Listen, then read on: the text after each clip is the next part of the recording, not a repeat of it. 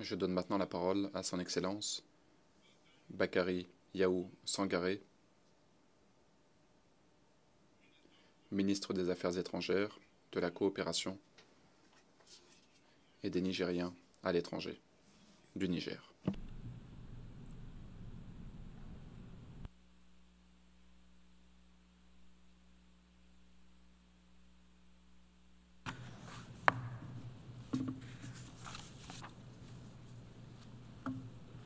Bismillahirrahmanirrahim. Monsieur le Président, Excellences, Madame, Messieurs les chefs d'État et de gouvernement, Madame, Messieurs les chefs de délégation, Madame, Messieurs, je voudrais tout d'abord adresser mes vives félicitations à Monsieur Philion Nyang pour son élection à la présidence de la 79e session de l'Assemblée générale des Nations unies. Je souhaiterais par la même occasion exprimer à son prédécesseur, M. Denis Francis, de Trinité et Tobago, mes chaleureux remerciements pour le travail remarquable accompli durant son mandat, malgré un contexte mondial plein de bouleversements. Hélas, mes félicitations, je n'irai pas plus loin dans mes félicitations et vous comprendrez pourquoi. Madame, Monsieur, il y a un an exactement, dans cette même salle,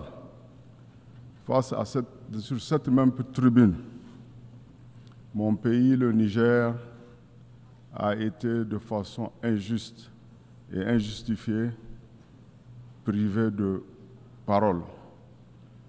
Ce n'est pas ça le plus grave. Le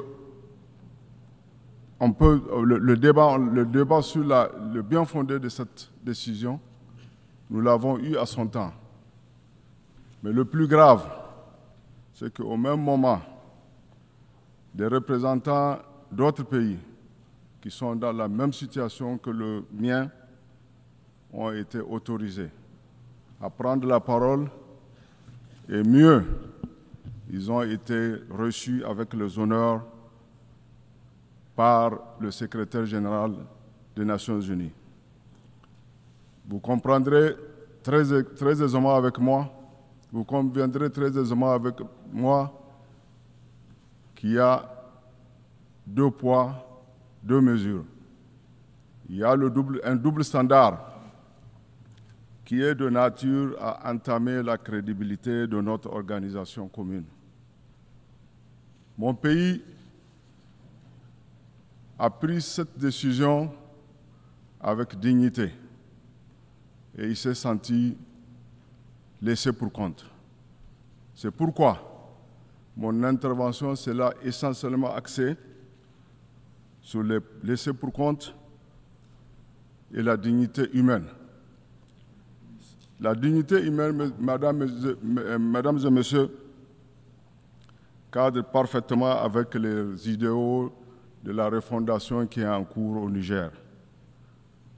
Les laissés pour compte, par contre, résultent des conflits, des violences multiples, des inégalités, du déficit de solidarité, ainsi que de la marginalisation d'une grande partie de la population de notre planète qui pourtant aspire à un monde meilleur. Avant de continuer, je voudrais saluer la participation à cette session de la Palestine, laissée pour compte.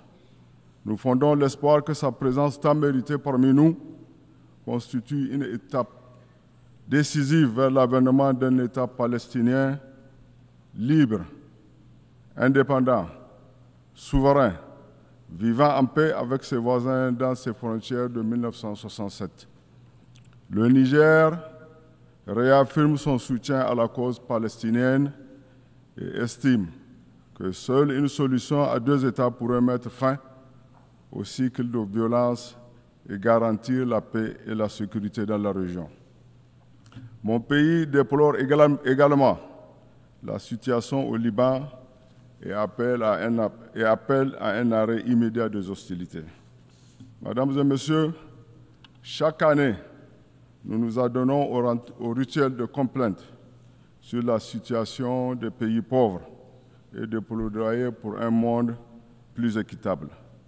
Mais force est de constater que nous nous réunissons trop, nous agissons peu, en un mot, nous faisons du surplace.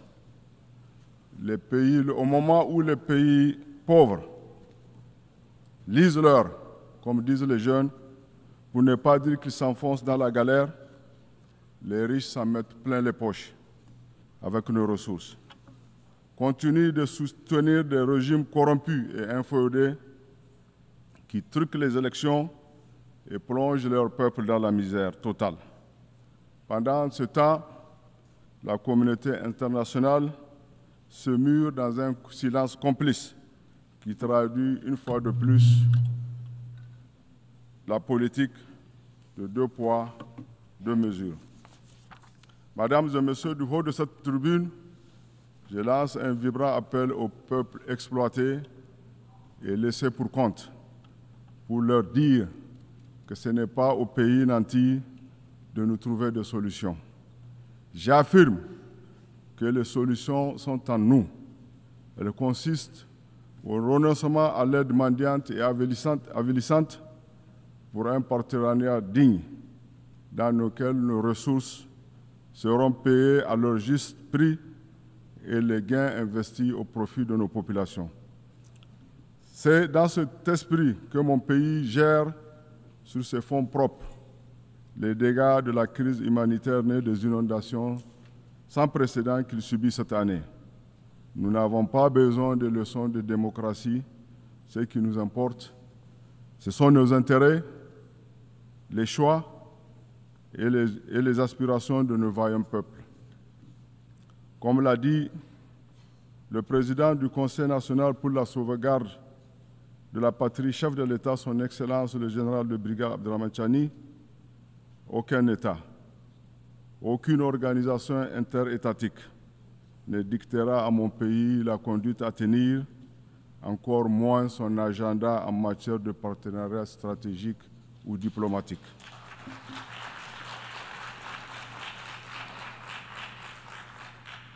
Mesdames et Messieurs, comme vous le savez, la région du Sahel est en proie depuis plus d'une décennie à une grave crise sécuritaire qui menace l'existence même de ces États et constitue une atteinte notoire à la paix et à la sécurité internationale. Dans le souci de faire face aux défis communs qui les assaillent, notamment sécuritaires, les 3 pays sous le leadership de leurs excellences, le capitaine Ibrahim Traoré, président du Faso, le colonel Assimi Goïta, président de la transition du Mali, chef de l'État du Mali, le général de brigade Abdrahmane Tchiani, président du Conseil national pour la sauvegarde de la patrie, chef de l'État du Niger, ils ont signé le 16 septembre 2023 la charte de l'Iptako-Gourma instituant l'Alliance des États du Sahel. Aujourd'hui, force est de constater la forte adhésion des populations ainsi que le succès militaire engagé sur le terrain par les forces de défense et de sécurité dans la lutte contre le terrorisme et la criminalité. C'est l'occasion de saluer la création des forces unifiées de l'AES et la bonne coordination entre les unités mises en place. Je rends un vibrant hommage à toutes les victimes civiles et militaires de la violence au Sahel. Mesdames et Messieurs, à l'occasion du sommet historique des chefs de l'État de l'AES, tenu à Niamey le 6 juillet 2024, l'Alliance s'est transformée en une confédération qui repose sur 3 piliers, les 3D, à savoir la défense et la sécurité, la diplomatie et le développement. Ce nouveau cadre stratégique d'intégration destiné à devenir à terme une fédération dispose d'un fort potentiel de ressources naturelles pour atteindre ses objectifs. Ce potentiel fait l'objet de convoitises de certaines puissances occidentales qui financent, arment les groupes terroristes afin de déstabiliser nos pays. Le Niger réitère sa ferme condamnation à ces actes hostiles et rejette toute forme d'appui au terrorisme, notamment le soutien actif et publiquement revendiqué par l'Ukraine à la coalition terroriste qui a lâchement attaqué la localité de Tinzaouaten au Mali. C'est également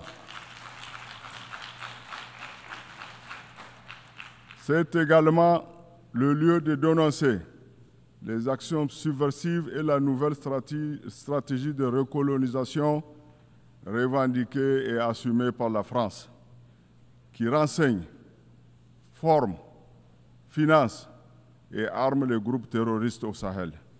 Elle offre gîtes et couverts à ces valeurs locaux, dont certaines occupent les emprises diplomatiques du Niger à Paris en violation flagrante de la Convention de Vienne de 1961 sur les relations diplomatiques. Loin de briser la dynamique en cours au Sahel, ces tentatives de déstabilisation ne font que renforcer la détermination de nos pays à aller de l'avant dans la poursuite des objectifs fixés. En dépit de toutes ces adversités, la caravane de l'AES passe. Monsieur le Président, la Confédération des États du Sahel constitue désormais, n'en déplaise à certains, une nouvelle donne géopolitique qui compte jouer pleinement son rôle sur l'échiquier international dans le respect de la souveraineté et de libre choix de ses partenaires.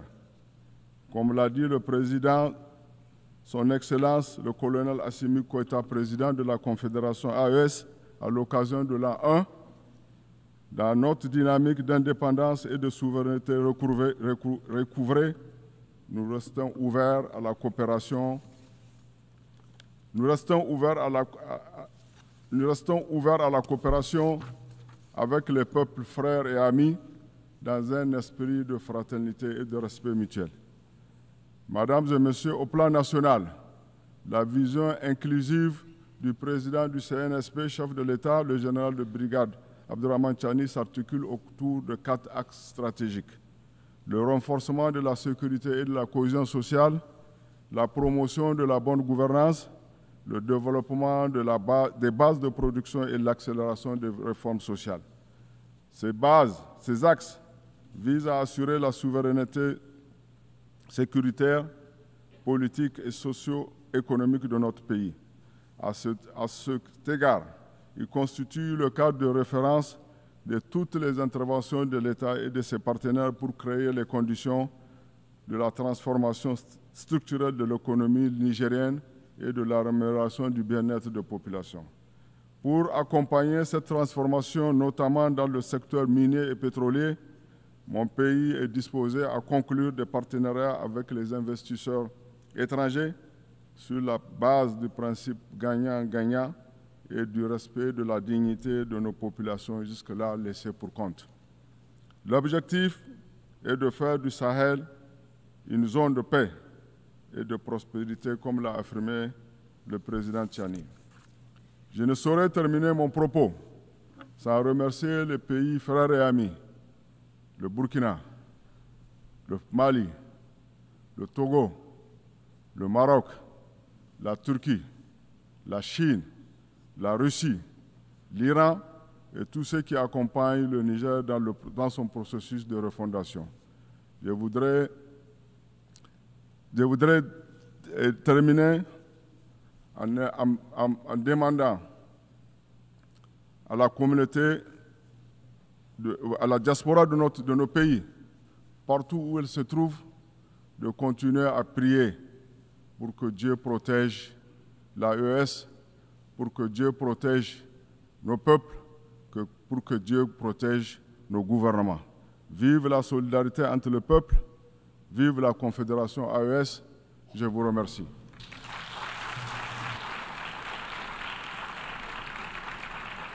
I thank the Je remercie le ministre des Affaires étrangères, de la Coopération et des Nigériens à l'étranger du Niger.